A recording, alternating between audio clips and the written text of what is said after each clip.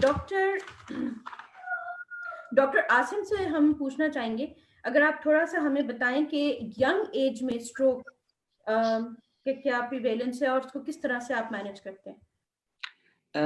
Thank you कामिला, बड़ा important question आपने किया, क्योंकि कुछ लोग समझते हैं कि ये जो स्ट्रोक है सिर्फ बूढ़ों की बीमारी है, लेकिन यू विल बी सरप्राइज कि you will see this stroke from the age of 18 और even younger too, and it is quite common in the age of 40, 30s। और it is really important to understand why they are getting stroke, उनको stroke क्यों हो रहा है। आप कई दफ़ा आप ये हों, जो कॉमनेस्ट कॉज जो यंग एज ग्रुप में है, तकरीबन percentage wise if you are asking me, round about जो टोटल स्ट्रोक्स अगर हैं तो 10 to 15% are related to young patients. और उसमें ज़्यादातर होते हैं, कुछ इनहेरिटेंस है, उसकी वजह से कुछ होता है कि trivial injuries like going to a dentist, आप हेयर ड्रेसर के पास गए, अपनी नेक एक्सटेंड किए काफ़ी देर के लिए, आपने कोई गेम प्ले कर रहे हैं, कोई आपने थोड़ी सी मूवमेंट नेक की है, आपने सीलिंग अपनी कोई आप पेंट कर रहे हैं, उसकी वजह से स्ट्रेच करने की वजह से आपका आर्टरीज में टीयर आ जाते हैं। There are two blood vessels which are going from the front, two blood vessels going from the back. जो फ्रंट वाले ब्लड वेसल हैं that provide the blood supply to the front of the head और brain, और जो जो पिछले दो vessels हैं वो पिछले पार्ट ऑफ द ब्रेन को कंट्रोल करते हैं, और that is more associated with the balance.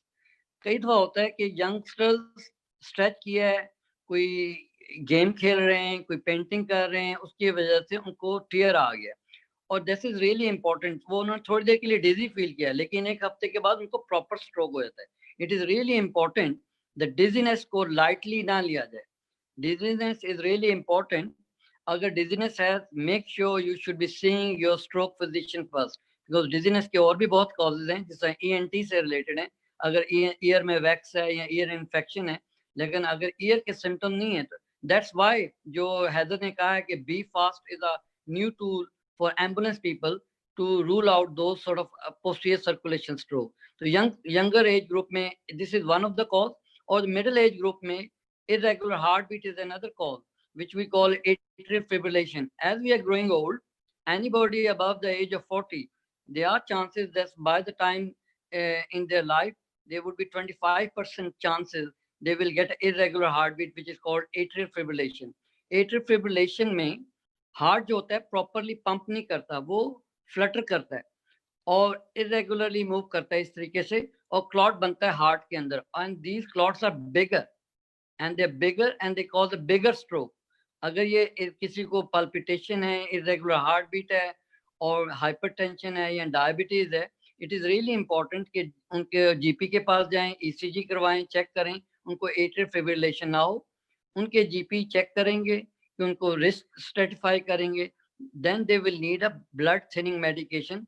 आपने सुना होगा रेड पॉइजन, यहाँ पे कहते हैं वॉरफ्रेन, या आप तो नए एजेंट्स आ गए which are much better. So these are really important to prevent strokes in a middle age and also in elderly. So मेरा मैसेज ऑडियंस को ये है कि जैसे ही स्ट्रोक के सिम्टम्स हों, फौरन 999 कॉल करें। अगर आप यूके में हैं या आप किसी और कंट्री में, पाकिस्तान में हैं, तो फौरन इमरजेंसी जाएं। और क्योंकि कुछ लोग इसको लाइटली ले लेते हैं, अगर they came to the hospital और come to the hospital within 4.5 hours, we can give a clot busting drug, we can give thrombectomy, so we can save the life, we can improve the disability.